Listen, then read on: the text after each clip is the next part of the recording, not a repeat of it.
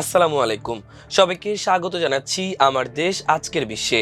সঙ্গে আছি আমি মাহবুবুর রহমান ইমন। শুরুতেই শিরোনাম। পাকিস্তানে ভারতীয় মদতপুষ্ট 11 সন্ত্রাসী নিহত। আরব সাগরে মানবহীন নৌযানের সফল পরীক্ষা চালালো পাকিস্তান। ভারতে মুসলিম শিক্ষার্থী বেশি হওয়ায় মেডিকেল কলেজের স্বীকৃতি বাতিল। শুনছিলেন সংবাদ শিরোনাম, এবার বিস্তারিত। পাকিস্তানের খাইবার পাখতুনখোয়ায় নিরাপত্তা বাহিনীর দুটি পৃথক অভিযানে ভারতের মদতপুষ্ট 11 সন্ত্রাসী নিহত হয়েছে। নিহতরা সবাই ফিতনা আল খারিজের সদস্য।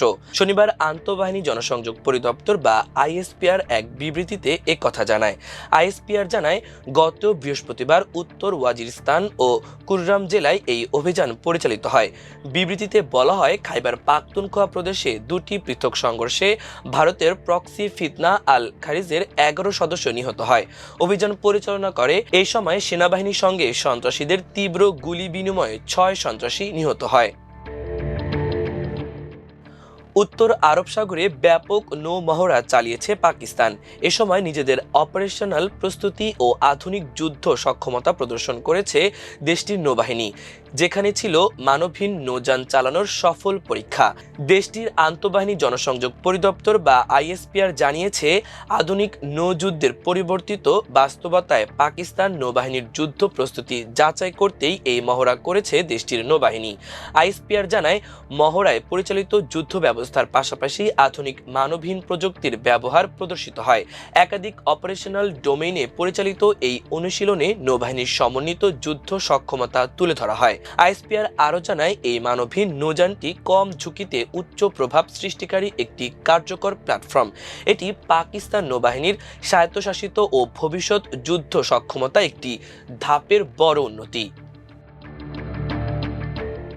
হিন্দুত্ববাদীদের বিক্ষোভের মুখে ভারতের একটি মেডিকেল কলেজ এমবিবিএস কোর্স পরিচালনার অনুমতি বাতিল করেছে ভারতের জাতীয় মেডিকেল কমিশন।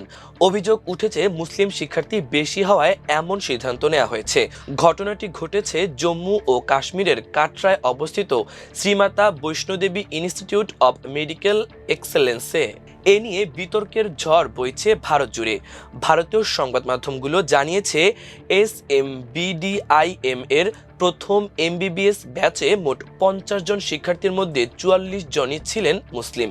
এটি নিয়ে শ্রীমাতা বৈষ্ণোদেবী সংগ্রাম সমিতি নামে প্রায় 60টি আরএসএস ও বিজেপি ঘনিষ্ঠ সংগঠন কলেজটির বিরুদ্ধে আন্দোলন শুরু করে।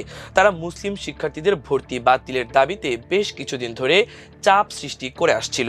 এ পরিস্থিতিতে প্রতিষ্ঠানটির অবকাঠামো, শিক্ষক সংখ্যা এবং ক্লিনিক্যাল সুবিধায় গুরুতর ঘাটতির কথা উল্লেখ করে এমবিবিএস কোর্স পরিচালনার অনুমতি বাতিল করে মোদি সরকার। এনএমসি জানিয়েছে, চলতি মাসে আকস্মিক পরিদর্শনে তারা কলেজটির অবকাঠামো ও সুযোগ সুবিধায় গুরুতর ঘাটতি পেয়েছে।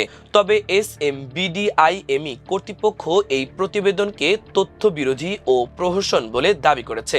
তাদের অভিযোগ, পরিদর্শক দল আগে থেকেই কলেজটি বন্ধ করার উদ্দেশ্যে এসেছিল, যাতে মুসলিম শিক্ষার্থীদের ভর্তি নিয়ে আন্দোলনকারীদের তুষ্ট করা যায়।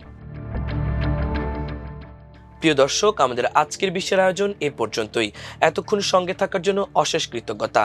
সবাই ভালো থাকুন, সুস্থ থাকুন। আল্লাহ হাফেজ।